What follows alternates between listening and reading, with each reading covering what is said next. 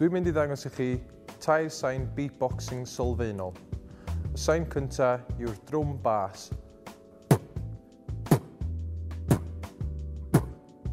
Ffeindiwch lle, sefwch efo'ch cefn yn syth a'ch traed I gosod 5 munud I 1.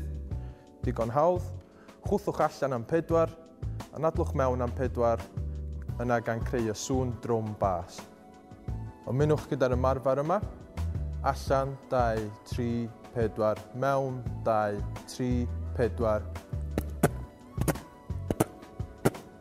Ac ymlaciwch. Yr ail sŵn yw'r drwm tanau. Mae'r drwm tanau yn cael ei chreu gyda chyfuniad o 3 llythyren gwahanol. P, S, H. Dechreuwyd y 3 llythyren hefo'i gilydd I creu y sŵn yma. Ymunwch gyda'r ymarfer. Chwthwch allan am 4 curiad, anadlwch mewn am 4 curiad. Barod? Allan, 2, 3, 4, mewn, 2, 3, 4. Ac ymlaciwch. Y trydydd sŵn, da ni galw hwn yn hi-hat.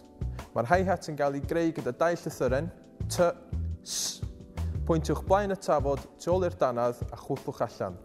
T, T, T, T. Ymunwch gyda'r ymarfer. Chwthwch allan am 4 curiad, anadlwch mewn am 4 curiad. Barod?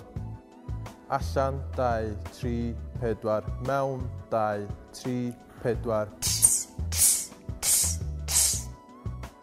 Ac ymlaciwch.